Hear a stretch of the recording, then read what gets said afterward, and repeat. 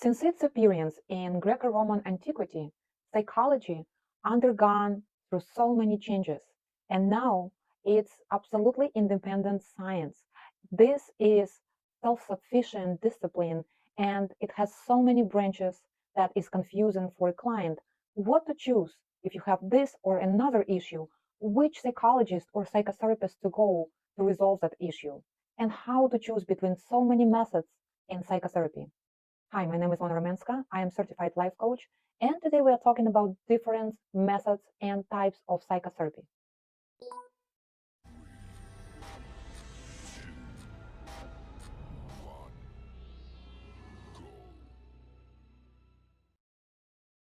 Now, let's talk about what types of psychotherapy, and I'm going to talk about just a few of them. There are so many out there. However, we will talk about some what types of therapy that are the most effective or the most common in the United States. The first one is called NLP, which stands for Neuro-Linguistic Programming. The concept of NLP is based on the idea that there is a connection between neurological processes, language, and patterns of behavior. These three components are reflected in three terms: neuro, which means nervous system and brain; linguistic, language and speech; and programming, its patterns or templates of behavior. As the name suggests, NLP borrows elements of various science, psychology, linguistic programming, cybernetics. It was also influenced by the philosophical concept of constructivism and structuralism. To simplify what exactly it means, that a person is not passive observer, but the creator of this world. And it must be studied as a complex mechanism. So what needs can be satisfied by using NLP professional? Abilities to find motivation, self-improvement, skill to find common language with somebody you are in relationship with. In general, it improves your abilities to communicate. NLP is based also on manipulation techniques that can be used in advertising or in communication with other people, but manipulation in a good way. And what I mean by positive manipulation is when, let's say, one of the techniques of effective communication is mirroring your interlocutor. By mirroring, it means that you take the same poses as him to establish that connection between him and yourself. NLP can be used also in organizations and companies where they require an environment, mental environment for or motivation for entire group of people who work together. And with the business coach, he can use techniques from NLP to reach the goal for entire company. The next one is psychoanalysis, and of course, so much known and famous Austrian Sigmund Freud. Based on the theory of psychoanalysis, disorders can be treated so well using methods of psychoanalysis. And of course, thanks to Adler, Freud, Sullivan, and others, this branch of psychology was the most strongly developed over time. Psychoanalysis, shortly, is based on the idea taking out your subconsciousness and finding out motivation, what drives you to act certain way, to think certain way, and what outcome you are getting from all of this. Once you understand your subconsciousness, once you connect your subconsciousness with consciousness, that when this union becomes in harmony with itself. And psychoanalysis helps you to discover what is in your subconsciousness. The issue with psychoanalysis is that first, it's very expensive, and second, is a long way to go. Also, there is some type of disconnect between psychoanalysis and the client because they almost don't communicate. One speaks, another one listens, and then gives his analysis to the client.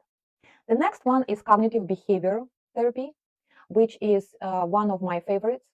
It's based on working on thoughts and beliefs that negatively affect your life. So it's basically removing those negative thoughts or cognitive distortions and replacing them with positive new way of thinking that reinforces looking at the life and your inability to reach your goals in a completely different angle. Cognitive behavioral therapy might be very effective in terms of depression, anxiety, and many, many other issues. The greatest things about cognitive behavioral therapy is not only that you establish close relationship with your therapist, so you become even partners. There is no authority over you. Also, the therapist can explain why this doesn't work or that doesn't work in your understanding. It's not only implying his opinion, what is right or wrong, but explaining why is that, so you can learn. It becomes a really awakening of yourself if you work closely with your psychotherapist over time. Next one is called Gestalt therapy, which is not very much common in the United States. The main idea of Gestalt therapy is based on right here, right now. And what it means by right here, right now, you would hear a lot from a psychotherapist, even if he asks you to recall some events from your past. What do you feel now about it? Because Gestaltists believe strongly that what is going on right here, right now, at this very moment is the most important, and that's what you have to work with. Gestalt therapy is great for people who want to work with their self-esteem with some types of depression. However, note that Gestalt therapy is not effective in severe cases of disorders. Next one is called integrative or holistic therapy. Many therapists don't tie themselves to one specific method in therapy, so they choose varieties, a fusion of different approaches in psychotherapy. And what is great about holistic therapy is that it can be custom made for specific needs of the client. Next one is hypnosis. The first information about hypnosis dates back to the third millennium BC. The hypnosis was practiced in ancient Egypt, Rome, Greece. And the idea of hypnosis is based on duality of nature and our psyche, in which there is a consciousness and unconsciousness. And it happens that the unconsciousness has more influence on our psyche than consciousness.